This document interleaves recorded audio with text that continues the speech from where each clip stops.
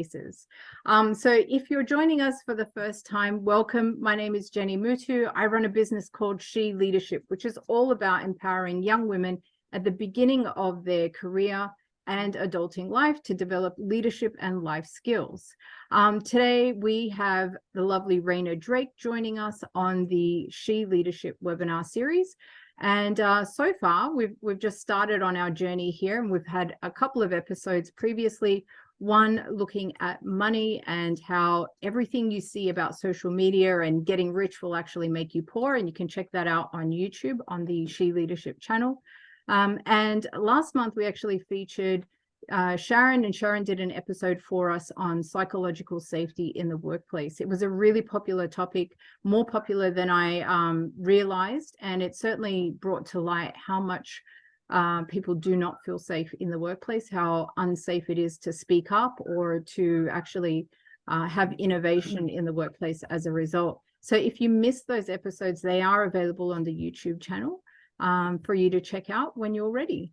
So would anyone like to just share where you're dialing in from? Grant or Anita, I see you're on the camera now. Hello. Would you like to share, what you're interested in hearing and where you've joined us from today? Hey, Cindy. Yeah, sure. Hi, everybody. I'm joining you currently from the Gold Coast, actually. But I'm based in Brisbane at the moment. But just prior to that, I've sort of been based up in Asia for the last sort of 5 years of my life between Singapore and the Philippines. Yeah. So I work in the tech industry. And so I'm seeing, obviously, there's a lot of shifts that are happening in that industry, like many on the employment front. So I might be the only male on here, but I think it's interesting to, to obviously get across these perspectives and hearing these sorts of conversations, that are mainly with females. So that's why I'm here, and it helps me. I typically run sales teams and lead go-to-market strategies and things. So I often have females on my team, particularly younger. So it helps me on a management front to understand, the different dynamics in the team. So that's why I'm here. Thanks for having me.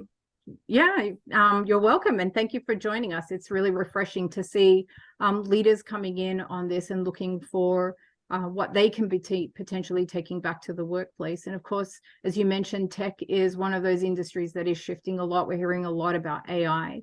I saw a report today. I haven't quite got to reading it yet, but McKinsey released a report on the future of work and the impact that AI is having on that. So it might be one to check out and have a look. But by all means, we'd love to hear your feedback as we go through this process and get a bit of a male perspective on things, because I think that there's a lot for us to learn from each other from that perspective. Thank you. Thanks. Anita or Cindy, either of you want to introduce yourself? Of course. Thank you so much for this beautiful platform. My name is Cindy Matlapeng. I'm currently and based in Botswana in Africa, southern part of Africa. What I do is I love women empowerment. I'm a businesswoman. I run a cleaning company and a construction company, and I have a new nail spa business that I'm currently struggling with, but I believe I'll get there. I love women empowerment. I'm currently part of a chamber of commerce that empowers women. It's called Women in Business Association of Botswana, and I'm just looking forward to running for its presidency the coming year. And yeah, I love women, I love business, and thank you so much for having me. Well, welcome, Cindy. It certainly sounds like you're busy with your hands on many things. So it's a pleasure to have you with us. Welcome. Thank you so much. Anita, would you like to say good day? Sure. Hello, everybody. It's great to be here. Much like Cindy, I'm all about empowerment as well. I work as a mindset coach, and I'm all about, helping people live their best lives and get out of their own way and identify those obstacles, get clarity, things like that. And that's Great. it. Come along with curiosity. Yeah. I was saying to Reyna before we started today that that whole mindset piece is definitely something that women need help with in particular, just because women tend to do leadership quite different to males, and they're having to adapt to different behavior styles. So, and there is still a lot of bias in the workplace, despite all the efforts and awareness around it. I'm still getting feedback from mums, from other people in industry saying that, you know, I was talking with a business owner just last week in the architecture space, saying that he sent a project manager out to site, and she was having to get coffees for the blokes.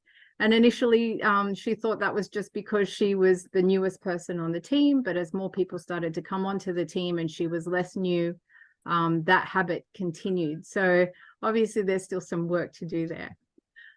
So welcome, Anita. Hopefully you get to take away a lot out of today's conversation. So as I said, today I do have the amazing Reyna Drake with me. Now, Reyna is one of the most dynamic women I have ever met in my life. I absolutely love her energy. Oh, stop And it. I'm really delighted that she's agreed to do this talk, because you know, just a personal story for me, like growing up in the 70s, it was really hard to find firstly women on a platform for leadership, but I'm going to say brown women in particular, you know, that was just unheard of. So my role models in leadership were, you know, middle-aged white men essentially, and part of my mission is really to start to break that mold and that narrative around what leadership is and what it looks like, so we can get some more diversity within organizations and get a better balance in there. So Reyna has agreed to join me today, and I'm really excited to hear what she has to say. Reyna is an author. If you've not met her before, she's a leadership coach and a business development strategist. And Reyna works with businesses to help them thrive, not only in their business, but also to help business owners thrive in their lives as well. And she uses a platform around something she calls dynamic growth, and hopefully she's going to talk to us a little bit about that today, as a way of helping clients achieve sustainable change. And as I said, I have asked Reyna to come on the show today because she shared with me a bit of her career story and her ambitions to go out there and change the world in her career.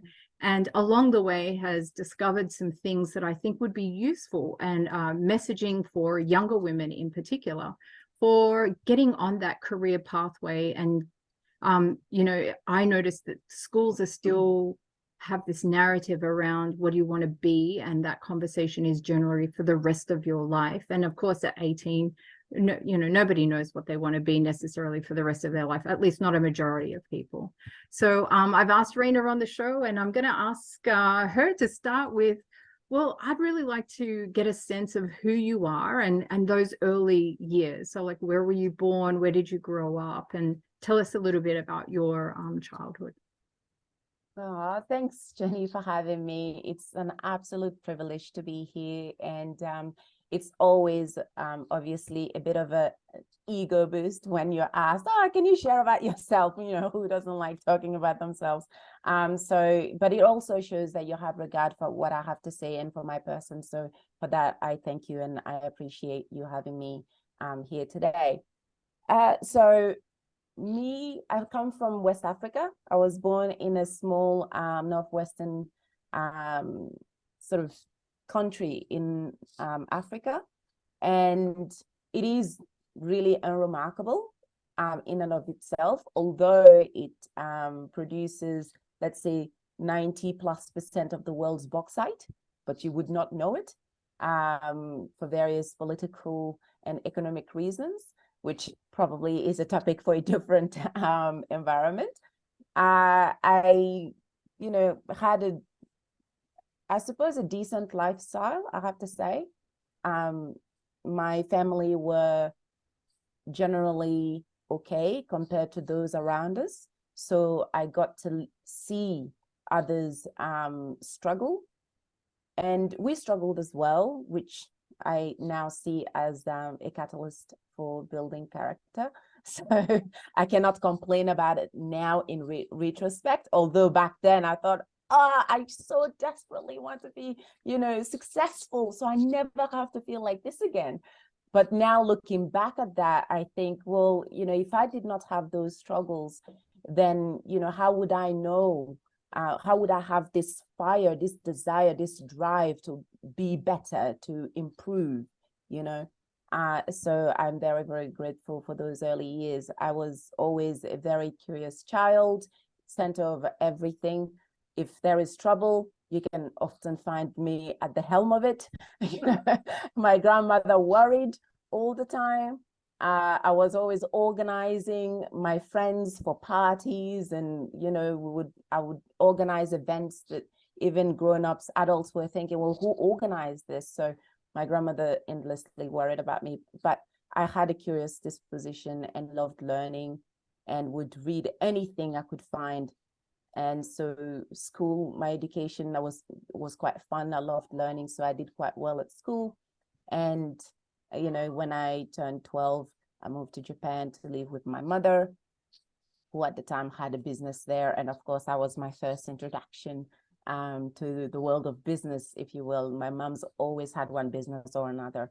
Wow. So tell me a little bit about that, because as a 12-year-old going into Japan, which is quite a closed culture in some ways. Yes. Tell me about the cultural dynamic. Like, was it a culture shock for you? How did you adjust? Oh, majorly. Majorly. You can imagine I was reed thin and black as charcoal, and I did not speak the language. I was completely different, and around me were people who looked nothing like me, and you could not see any other Black people around. I was the only one. And even my mom's fair-skinned because of her ethnic background. So I was the only one of my skin tone. And everywhere I went, people stopped to stare, and they looked up because I was taller than all the adults, as well as a 12-year-old.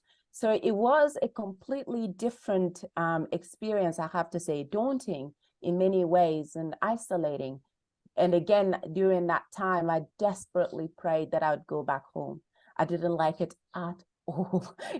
I was bored to tears. I had no friends. I didn't know the language, And so, it wasn't a fun experience at first. However, again, looking back in retrospect, I spent a lot of time thinking, and daydreaming and thinking of new ways to occupy myself. So I would, without materials, I would find, say, paper and some needle and sew doll clothes, out of paper, just to occupy myself. So I learned to use my imagination a lot. Eventually, that would come to fruition as I got more and more, let's say, taken in by the world of reading and fantasy, and eventually writing my own fantasy fiction. Wonderful. And so did you, how long were you in Japan for? 5 years. 5 years. Okay. And then, so did you learn the language? At what point did it start to feel comfortable? Did it ever feel comfortable? It did. I attended school. I didn't, unfortunately, learn enough of the language to speak it fluently, though I learned enough to understand when people speak. I can generally gauge what they're talking about and the direction of the conversation. But I attended a French international school, which was for the French expats and diplomats who lived in Japan. And so my classes were all in French, which was fine because I'm from a French-speaking country. So that worked out okay, but you had to learn other languages, amongst which were English, which was compulsory, Japanese was compulsory, and the third language on top of that, of course, between German and Spanish, I chose German because I like the German football, not because. I don't think that's the easiest language in the world to learn. No, it wasn't. As it you really had out, your work cut out for you, didn't you? Yeah. But other than that, look, once I started going to school and got my friends, it became much, much easier because I had friends now that I could talk to, and there were a couple of other Black people. So I'm like, So this conversation, we started sort of informally talking about a conversation around people that influenced you, like at school and things like that. So was that that first experience that you talked about, what was before you left Africa, that that teacher who sort of mentioned the United Nations to you as a potential pathway? No, that was after Japan. That was in Australia. Oh, okay. I went to a high school, Coomera Anglican College. So it's on the Gold Coast. Whereabouts is that for people who are not familiar? Gold Coast. It's In the just Gold in Coast. Coomera. Okay. Yeah. Yeah. Okay. So you moved to Australia at what age? I was 17. 17. Okay. Yeah. Just turned 17. So, you know, I was not, let's say, the most grown up of 17-year-olds, I have to say. I compare my daughter today to what I was at 17, and my daughter's probably more worldly than I was. And she's 12 right now, you know. I was very bookish, very nerdy. I just studied and read books all the time. That's my thing. And I wrote stories. So when it came to the outside world, I was absolutely clueless. So I might have been 17 by age, but I was not doing, let's say, what the 17-year-olds were doing at the time. And do you think that any of that is reflective of the Japanese culture, kind of, you know, your assimilation into the Japanese culture? Do you think there's anything about that that you took away, you know, in contrast? Because that would have been another contrast again coming to Australia, another culture, another, you know, language. For sure. The Japanese culture, I suppose, was quite conservative. You know, I mean, it is quite a conservative culture. So the idea or notion of teenagers going out and, you know, doing that kind of teenage stuff is not as prevalent as it is here. And so, you know, our idea of hanging out and doing the naughty thing is to go to a bookstore at the end of the of school without telling our parents. You know, that was our rebellion. And I know it's very, very lame. I will not tell this to my daughter, please. She thinks, you know, that I'm not cool enough. It is an interesting contrast, right? Like, then you come into the Australian culture, it's a lot more freeing, I suppose. There's a lot more liberty, you know, less stigma associated with certain things. For sure. And obviously it meant that I had a lot of, you know, I had some sense of disconnection from my cohort, from my friends. Although, look, because I did well at school and never got into any trouble, was pleasant to everybody, spoke to everybody, didn't really like the idea of having cliques because I thought that was divisive. And often when you got into cliques, it ended up being that you're talking about the other girls. You know, and I thought, what a waste of time. There's no good can come from this. Anyway, it didn't appeal to me. So I would prefer to be a loner and be friends with everybody than be part of a clique that's bashing the other girls. So I would just retreat during recess. I'd just go to the library and read, you know, or I'll be cornering a teacher who desperately wanted me to shut up and asking them extra questions about lessons. So just get this girl off my back. But alas, you know. So you said it was in Australia where you met the teacher who sort of planted the seed around the UN. And what do you think it was about you and, you know, and your personality and what you brought to the table that made them think that this would be a good career path for you? Well, I always spoke about justice, you know. In history, we, you know, you learn about the world wars, and the history of the world is, you know, littered, you know, with conflict and injustices. And from my childhood, I'll just take a step back a little bit so you understand why I had this, you know, thing against conflict and division and wars. I grew up around, you know, the time when the war in Kosovo and Liberia, which is a neighboring nation, were occurring, and a lot of there was a lot of media around that. And but for my particular country, the war or the messaging we received often, from the United Nations, was that of the war in Liberia, because they were pushing for countries, neighboring countries, to open their doors to the refugees coming in. So I used to see these young Black girls and boys, people that looked just like me and around my age as well, who looked absolutely destitute and, just horrible images of war and devastation and destruction and loss. And it was senseless to me. At 6 years old, 6, 7, I thought, wait, everyone I meet is nice, at least to me, except for that one auntie who always come in trouble. Other than that, everyone I meet seems genuinely nice. So if people are genuinely nice, then why war? It didn't add up. This did not line up with the human tendency towards goodness.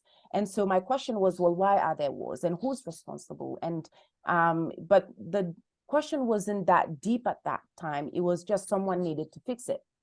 And at the time, adults seemed to have all the power in the world. So I thought adults should fix it, But then by the time I had become a teenager, grown into a teenager, I thought adults know nothing. It's the governments and politicians, that's where the answer sits. And of course, so that attitude that the governments and politicians were the answer was with me in high school, and this aversion to war and destruction. And so in my discussions in class, often with my teachers, this came through, that, this made no sense. Why was it happening? And I often drill down into, well, who started it? Why did they start it? And I would always pull apart the narrative saying, well, that doesn't make any sense. What did those boys have anything, what did they have to do with it? These were young men. They did not sign up. They did not, they were not the ones directly responsible for, let's say, the assassination of, that, let's say, kickstarted the First World War, for instance. So why should they go and die in droves? Why not, if you have a problem with someone, you politicians, you stand and you fight it out, So yeah, I totally agree with you. Stop sending our sons and daughters and brothers and sisters to war to die, In any case, I used to have this debate with my teacher, and so that's when she said, for your interest in where your passion seems to lie, the United Nations might be something for you to consider. And I'm like, all right, I'll take you up on that. And that's what kickstarted it. Okay, so then that sort of shaped the rest of high school for you in terms of a vision that you were going to the UN to change the world. Is that fair to say? Correct. Yeah. I did everything I could. I took enormous interest in politics and in the story of history and how the different geographical lines of countries changed and policies, things like this, I took a huge interest in. And I made sure that I got into law. I wanted to desperately get into law and politics. So I worked really hard to achieve that. And thankfully, that occurred. Okay, so I'm curious here, like there's times when I get the privilege of being in university classrooms, with students who've chosen a career path. And you've obviously, you've given us some good foundation for that particular pathway. So you're in uni, you're studying law. Tell us, you mentioned that there was a particular moment during your studies where you started to see or get a sense that maybe this wasn't the path for you. Do you want to tell us a little bit about that? Well, first year of uni, first semester, one of the subjects, because the degree I'd chosen was a double degree, one of law and one of government and international relations. And my first trimester of international relations, we had to do a subject called international relations, right? And my teacher or my professor in that class was talking about the United Nations, and he described the institution of the United Nations and how they're structured and what powers they have, what powers they don't have. And what became clear to me was that if we just looked at the United Nations on paper, it in essence was a state. It was equivalent to a country in the sense that it could be described to have borders, which is one element of a state, of the description of a state. It could be described to having a standing army, right? It had authority to use force, even though it was a peace force, it still could use force. And so that's the state. And so I expressed that to my teacher, and I remember him growing quiet, as if that was not something I was supposed to say. And of course, being me, if you tell me don't go there, that's exactly where I want to go. Because, you know, I start asking, well, why not? What's over there? What don't you want me to see? And he said, come see me after class and we can talk a bit more about that. But for the rest of the class, he just, he did not address the question, right? And so after class, he stood, we had a chat, and he said, well, yeah, if you look at the technical definition of a state and you look at the elements that make a state, the United Nations is a state. And I thought at that point, well, how does that make sense? You know, anyway, what that started doing is making me question everything. Okay, Right. so was that a red flag for you then? Like, Yes. yeah, okay. Yeah, because when the idea I had, remember that when I was a kid, as I said before, the United Nations was behind all the let's say messaging about war and how war needed to stop. And so I had this idealized, picture perfect image of the United Nations as an institution of peace. And I held on to that, and I wanted to be part of that. But to learn that actually, this is not entirely true. And of course, I couldn't have held a complete picture of it because I was too young to understand. But to me, it felt deceptive that the only part or the only aspect of this institution, this very important and impactful institution that we were given, is that of peace. And yet it had the capacity and often exercised, you know, violence in order to get that peace. And so I had to question, well, how different are you now from the countries that go to war under whatever pretext it is? And so it was it was, let's say, a very demoralizing moment for me in my degree. And yeah, so yeah, I mean, we talked about, like, so obviously if that's a red flag for you, what and you're then faced with this choice, right? Like I would imagine if I was in that position, my choice would probably be, do I continue this degree? You know, is this really my calling? Is this really what I want to do? Versus finding a new direction. So how did you find yourself? What choices did you find you were facing? Well, those were the choices I was facing. Do I continue with this? Or what do I do now? This has been my driving force for so many years. I didn't know anything else. I couldn't think of anything else other than being an author, but that didn't feel like, you know, a fantasy fiction author didn't sound like someone who could make a huge amount of change on the world stage. So that could not be the solution. It could be for fun, but it wasn't the solution I was looking for. And I remember venting this frustration quite heatedly in the discussion with a friend, a colleague at the time. If a lady an older lady, I think she was, I don't know what she was studying. She overheard our conversation and she mentioned something. She said, maybe you should change it. Maybe it's not the way you expected it to be, but maybe it needs someone like you to go in there and make that change. Right? Wow. So don't give up.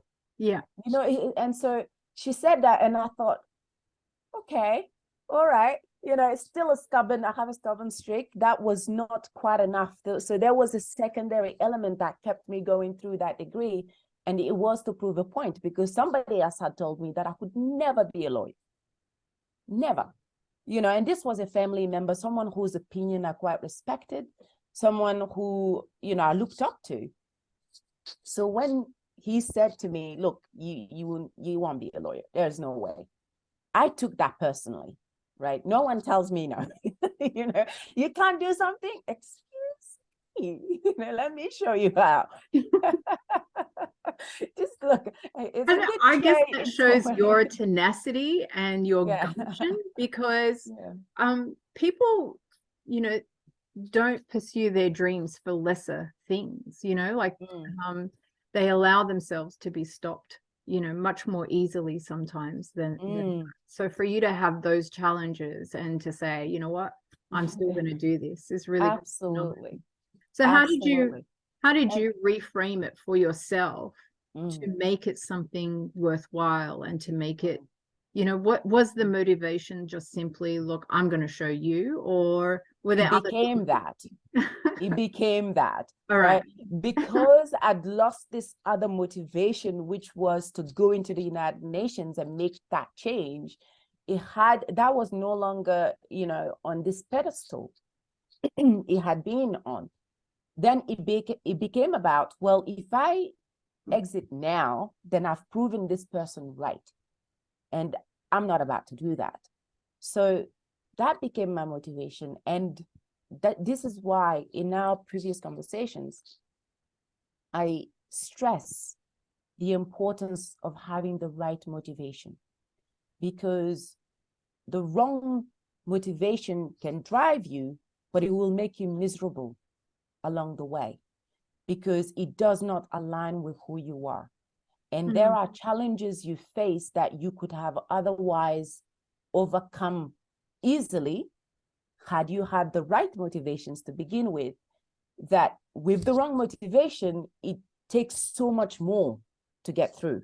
I don't know if I said that correctly, right? It makes sense, but how do I determine what the right motivation is versus the wrong motivation? You know, again, I'm thinking young people, you know, and they're maybe there's a little bit of ego involved, maybe there's a little bit of disconnection from yourself, like you're still learning about who you are and things like that. So how were you able to discern what's the right motivation versus the wrong motivation? What were the differences in those feelings for you? I have to say, I learned the hard way.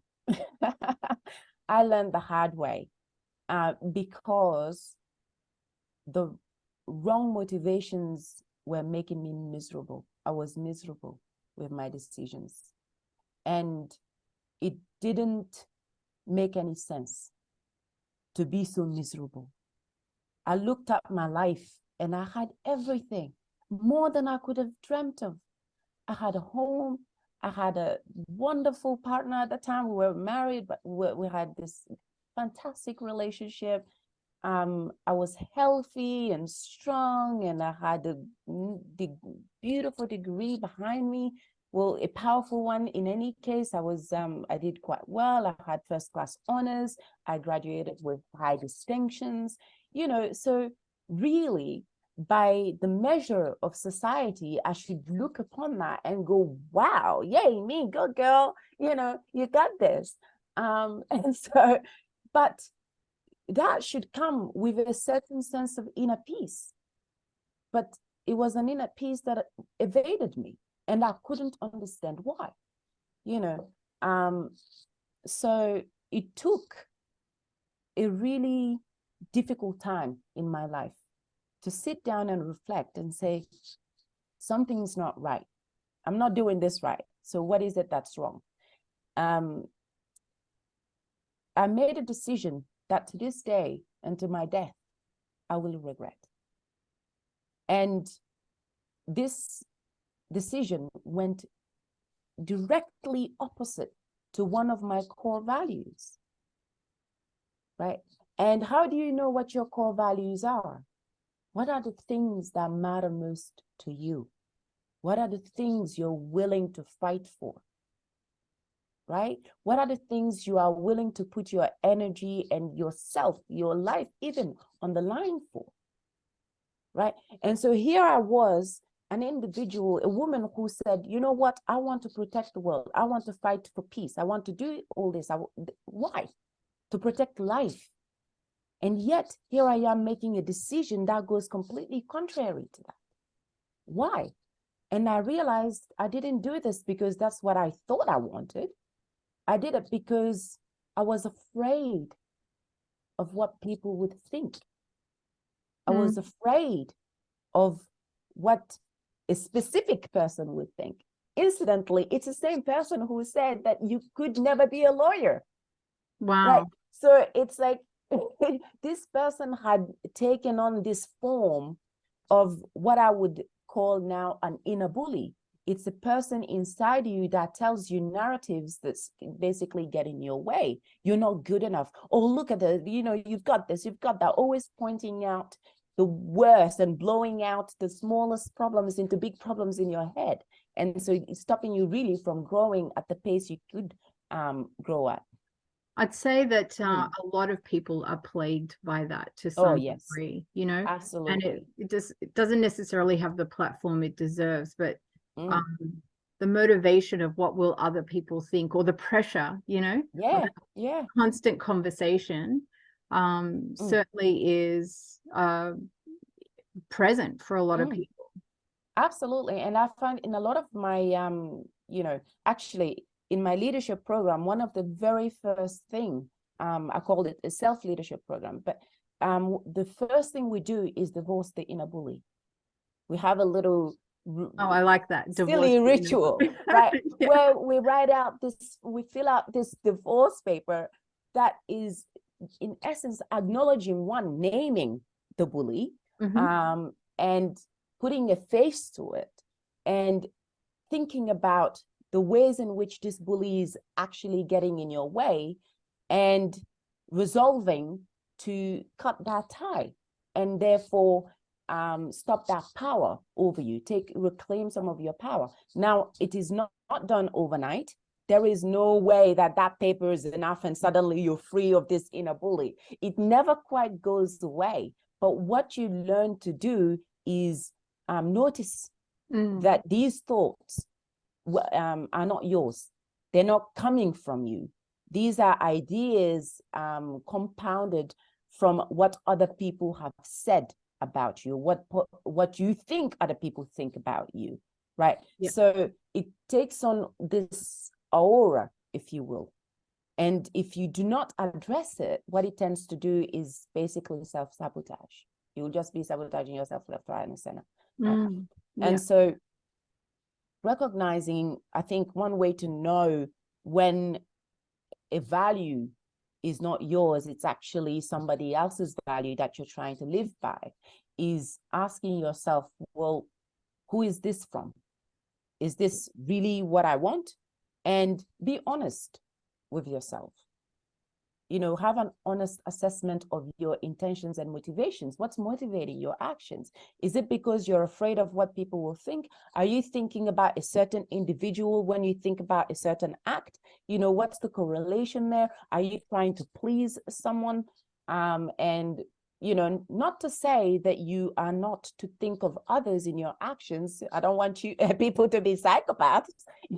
We live in society and we have relationships, and we do have to make sacrifices, and we do have to have certain things that we give up for others. However, you need to be able to, one, define what your values are. What are your boundaries? Right. In essence, that's what defining your values does. It shows you the lines that you're not willing to cross for others. Because if you do not have that line, and people come and go, you find yourself resenting people, right? And it's not necessarily because those people don't mean well for you. It could very well be that they just don't know that that's a line for you, right? Because you yourself don't know it's a line. You haven't realized that. That awareness is definitely there. I heard someone do a talk recently, and she was quoting from a book that she had read that talked about that it's better to experience the discomfort of saying no than to have the resentment of saying yes. And I think that was brilliant. Absolutely.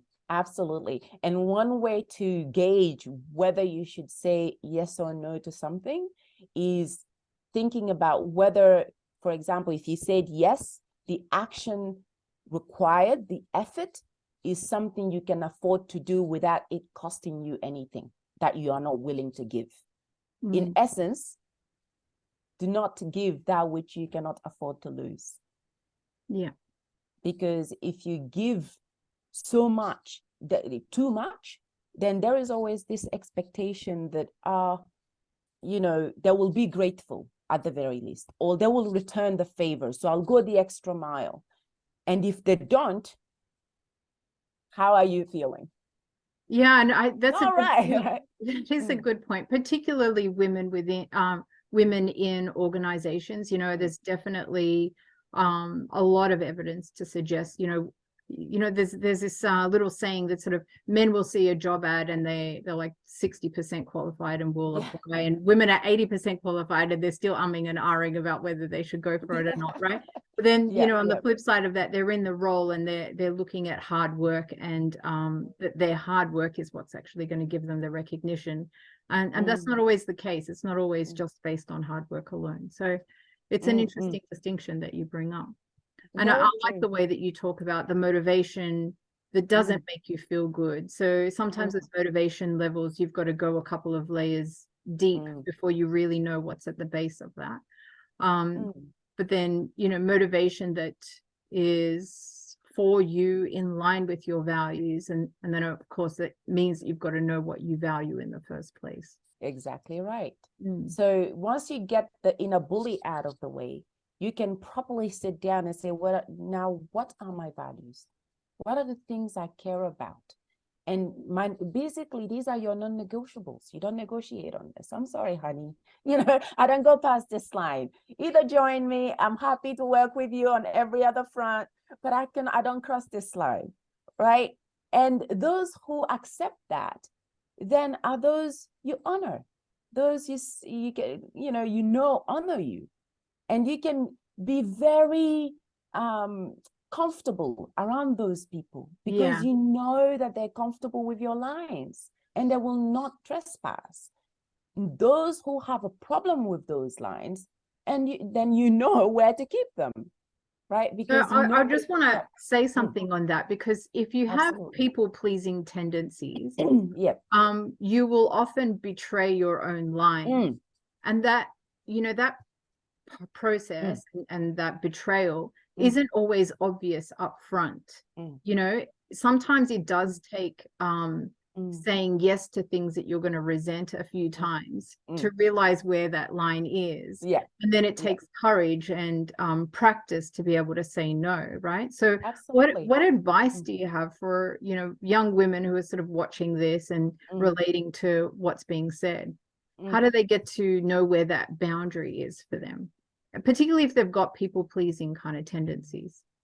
I think the first thing to look at is why. Why do you want to please people? Where's that coming from? I mean, other than the natural human tendency to be nice to others, right? Unless, of course, you're a complete sociopath or psychopath, then no, they don't feel that tendency to be nice to others. But generally, by and large, a normally functioning human being has a tendency to be nice.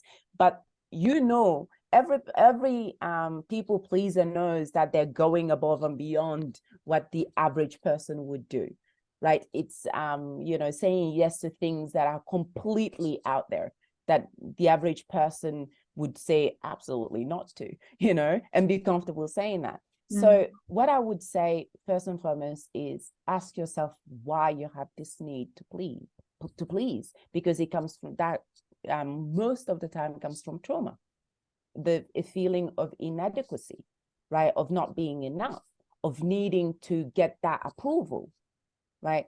And so once you figure out where that comes from, address it and understand in whatever that situation is, that does not define you. It doesn't have to define your future, right? The impact is real enough, and you can choose to look at, the impact in one of two ways, right? Either as a positive experience or as a negative one, right?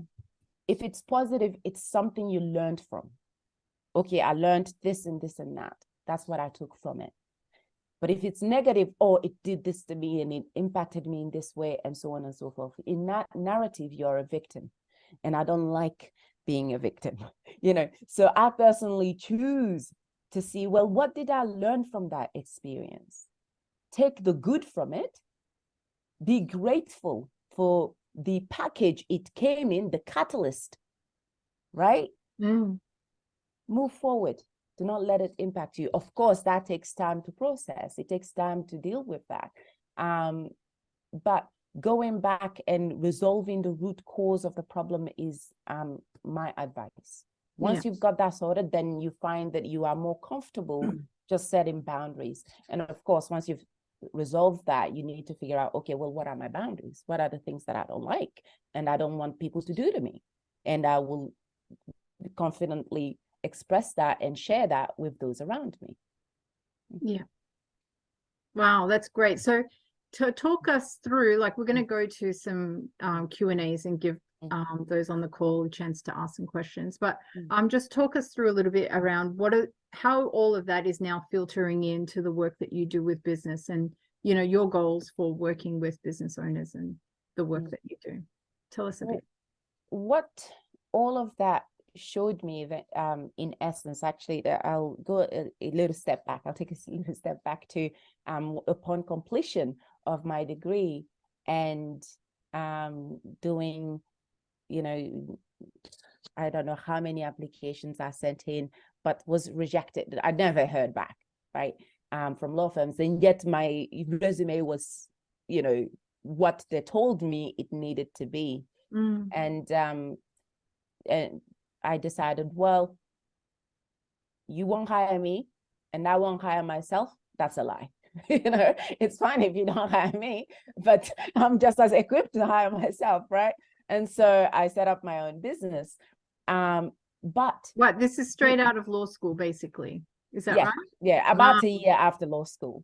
Okay. Yeah. Actually, I registered my company the year I left law school. Go figure. I didn't even know how I was going to use it. And its first name was Ikigai, purpose, right? I just knew that it was going to be purpose driven. And at that point, I'd realized, I think, because by the end of law school, I was depressed. I was, I don't want to trigger anyone, but I was suicidal, and I, again, could not understand why. Here I was with the opportunities that anyone back home would kill for. And yet I'm depressed and why? This did not make any sense. And what became clear was I'd taken from my education certain narratives. And these had been, I suppose, implanted subconsciously. I didn't even realize at the time until afterwards. And one of those narratives were, you're a woman. And that means you are naturally disadvantaged. You will never do as well as a man, right? You will always have these barriers in front of you. In essence, very discouraging, And then the next thing was, you're a woman of color. Another barrier that you are going to struggle to change, which led to me changing my name from my African name to the name I have today, Reyna. To try and avoid looking Black on paper, right? And then the other thing was, oh, you're a single mother. Even more barriers, So by the time, and they say, and you are not a wealthy person. So you're poor. So you're poor, basically broke ass nigger, broke woman of color with a child in a world dominated by white men, white wealthy men. You have no chance. That's the narrative I left university with. Wow. Right? Yeah, what a defeatist, absolute. Considering the story that you've taken us through and where you started and the gumption and the tenacity to end up there is really quite sad. Yeah, you know? absolutely. And it actually took, forgive me for this, it's kind of lame, but it took a meme from Facebook to make me start thinking differently, actually. And that meme said, it was a picture of the same guy, right?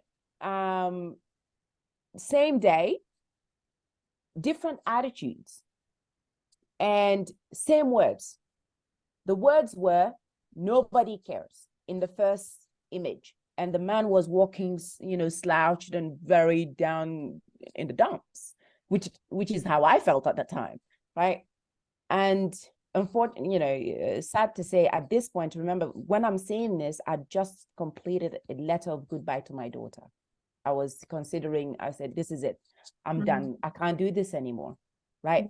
But so I'm lying there after having written that letter of goodbye to my daughter and scrolling through Facebook.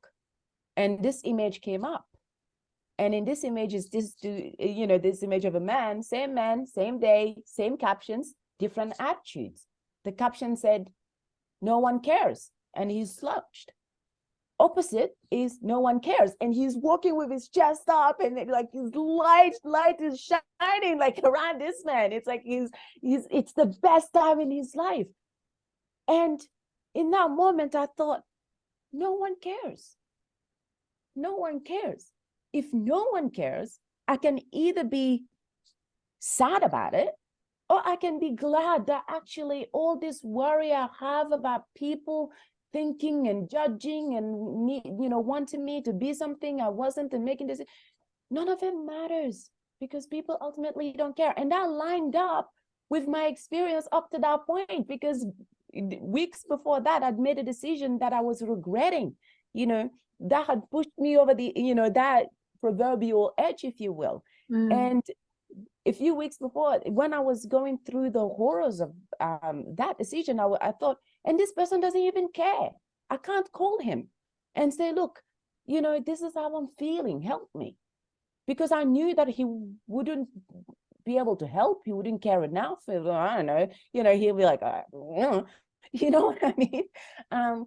So if I didn't even feel confident enough, close enough to this man to call him in my darkest hour, then why did I care about what he thought, about what I did or didn't do? You know, it was complete madness, you know. And so seeing that image afterwards, and it really registering, saying, nobody cares. I'm free. Yeah, I am free.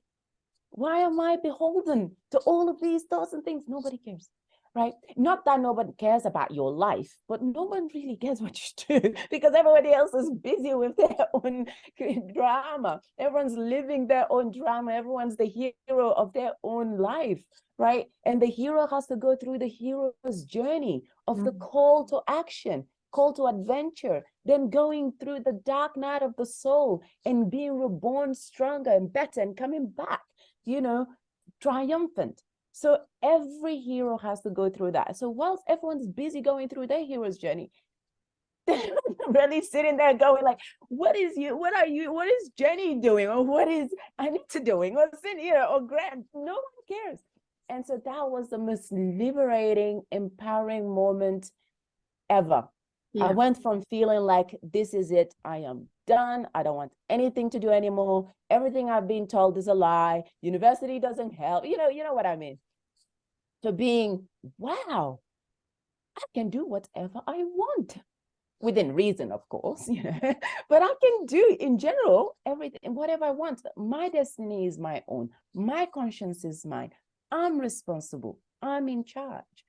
And it led me down this path of, I saw the mentor who was in the Navy, and he trained me to think like a military, like people who think in the military.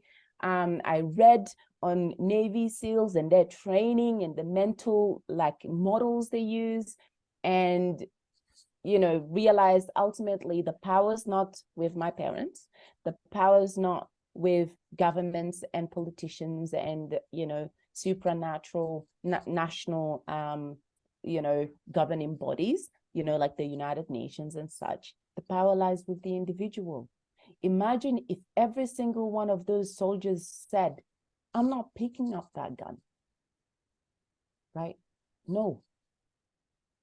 And had the moral fortitude, the courage and the valor to say, no, I will not do this.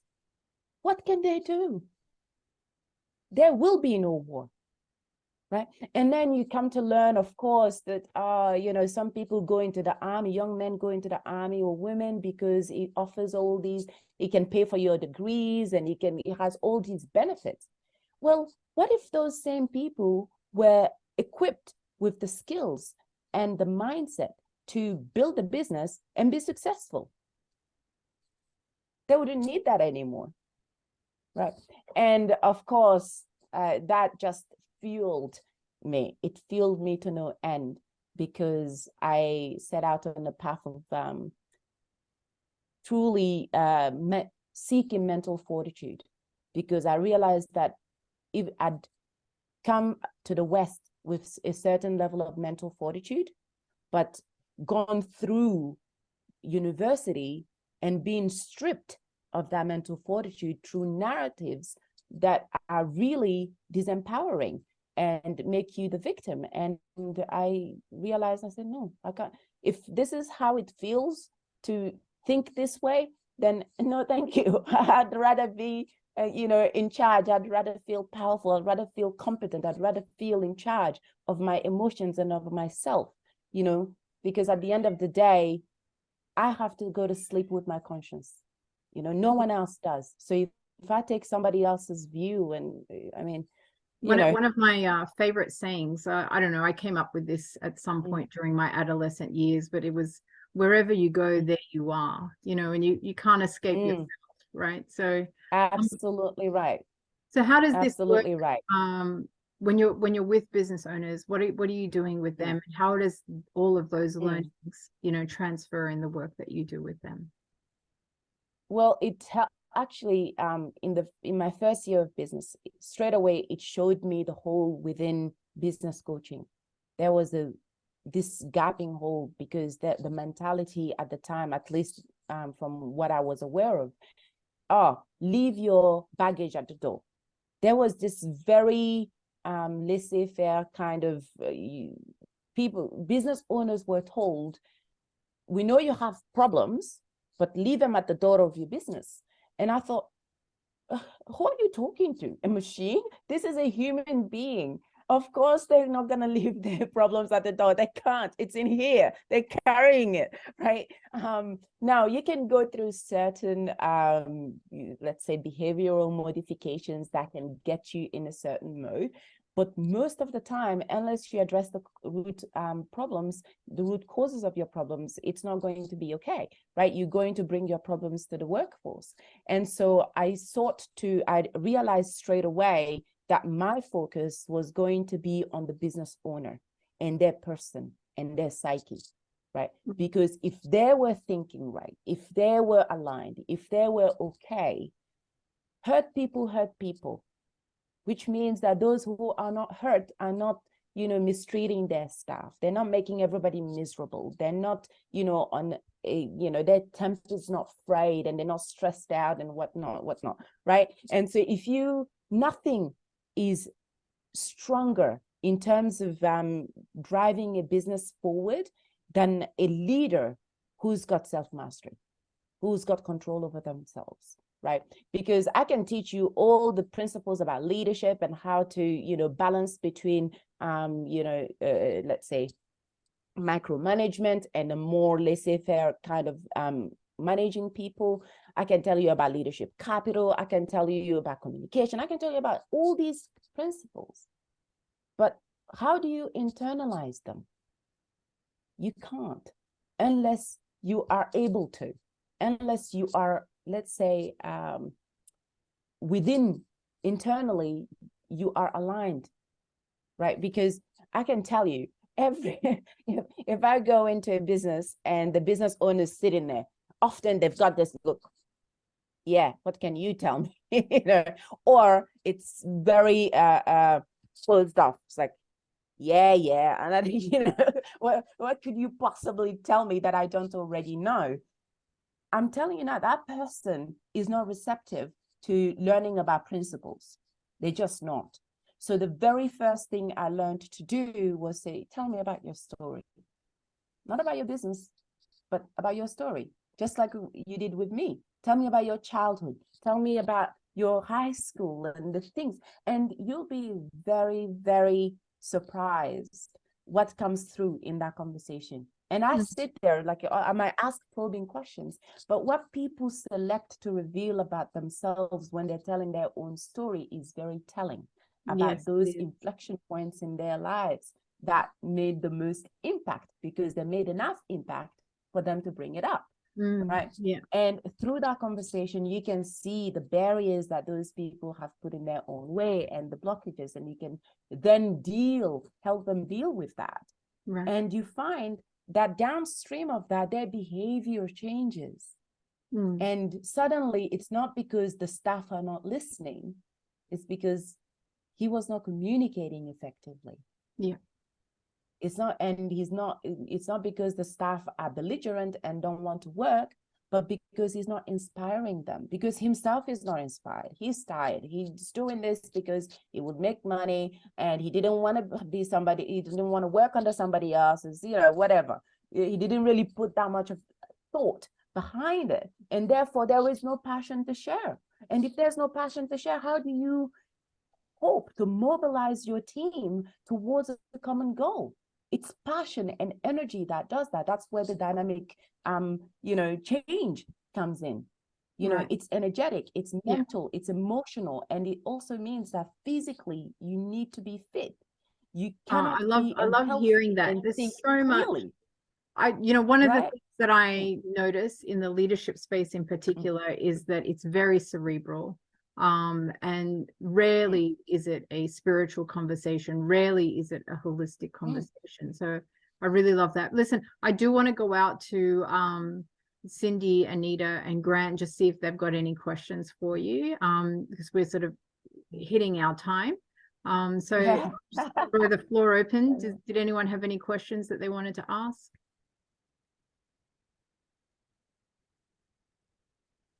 I don't have any questions. I just wanted to thank Reyna for sharing her story and being so open and vulnerable. And I just really appreciate that. It's been truly inspirational. Thank you. Thank you. All right. So not getting any response from the others, and that's okay. Just wanted to finish off, Reyna, if people wanted to get in touch with you, if they wanted to work with you or learn more about what you're doing, how can they do that? They can email me directly at rd@ikigai.com.au, or visit the website at Ikigai, that's spelled IKIGHAI.com.au, and see what we offer. I'm not going to give out my phone number, but if they want my personal number to, sort of have a chat, you can email me and then I can share it at that point. Yeah, that's great. Thank you so much. We'll just pop that in the chat as well. So listen, that brings us to a close for today's session. We are here the last Monday of every month. So next month, I should say, I am hoping to have a guest who will go through disc profiling with us with a bit of a twist to how you've normally heard that. But that's still to be confirmed, but you can put it in your calendar anyway, the last Monday of every month from 6 till 7 p.m. And there'll be some, usual social media posts and things like that.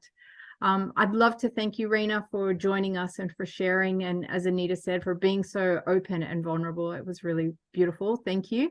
And To Anita, Grant, and Cindy, Thank you thanks for for having joining me. us today. It was really such a pleasure to have you with us.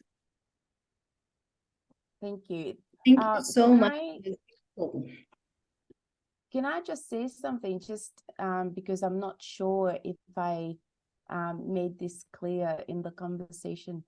For young women starting in business or any career, if there's one thing I would say, be very mindful of the stories that are running in your head, right?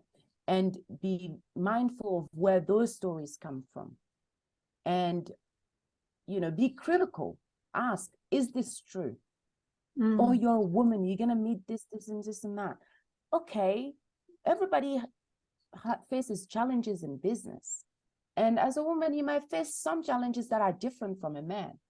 But if you go into it holding on to that, guess what? It ends up happening. You see challenges everywhere. It actually comes to pass, right? What's in here materializes. Absolutely. So yeah, be conscious of what stories are told, where they come from, and whether they're true. Yeah. Thank you. That's great. Thank you, Okay. Jenny. You've done a fantastic job. And thank you, Reyna. No problem. Have a great night, everyone, and thank you for joining.